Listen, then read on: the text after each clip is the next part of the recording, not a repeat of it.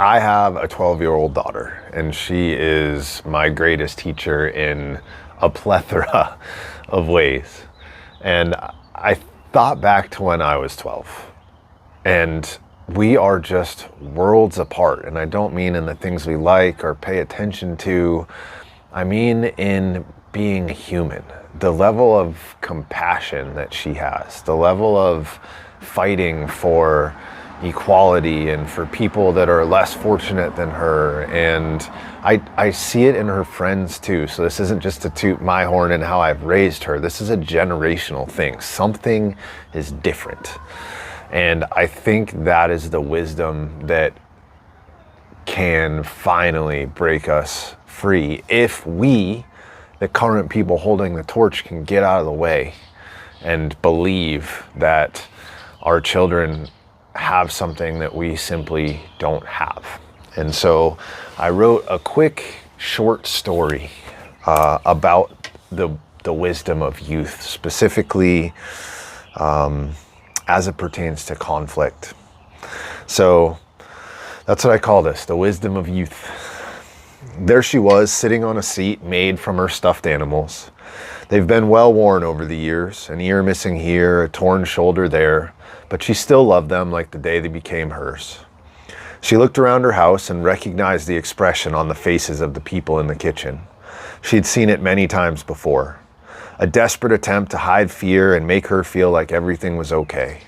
Her mother, a tall woman with curly, dark brown hair whose face shows the realities of life in the Middle East, was making hummus in their small yet very productive kitchen. The metal sign on the fridge vibrated again as the house shook. "Eating is the best of prayers," it said. They were going to have to do a lot of eating. Noah was 5 years old, and ever since she could remember, life was punctuated by eruptions of sound so loud she needed to hide under her stuffed animals with her tiny hands covering her ears. Her mother would scream at her to crawl under her bed, which was draped with princess sheets. Her father always said it was to remind her she was as special and beautiful as any queen. By the time she was 3, Noah realized when she got scared, it made her mom upset. So she learned how to pretend everything was okay by imagining herself as a magical queen who could use spells and potions to keep her family safe. Her stuffed animal seat became a plush, purple, diamond, and emerald-studded throne fit for royalty. But something this time was different. Her father, a man of devout faith, was short in stature with dark cedar-colored skin. He had a scar on the back of his head, the shape of a crescent. And unbeknownst to Noah, he was missing. His name was Eli, and he had married his wife, Chaya, when he returned from his service with the IDF.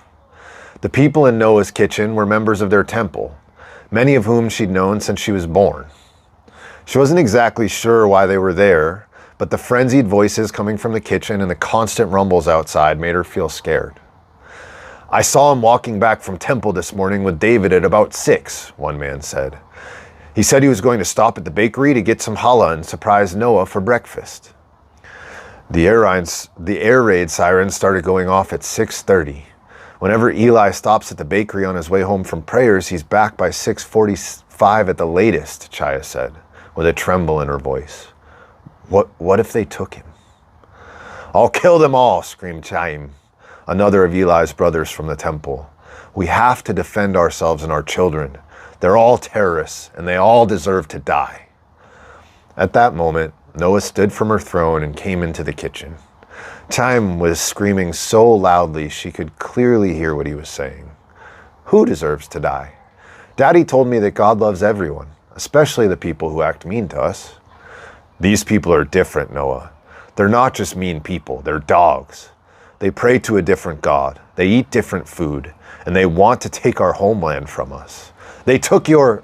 Chaim snapped, catching himself before he told Noah what was happening. "They attacked us and we need to get back at them, or they'll think we're weak." "But aren't there other little girls like me that live with those people? What if they get hurt? Can't we just go there and ask them to play?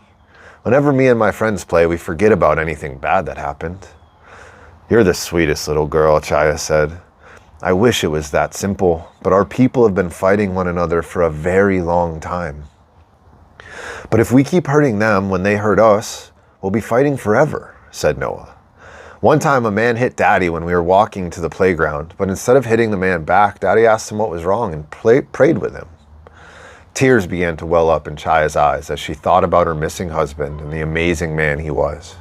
Her mind began to race. What would he want us to do at this moment?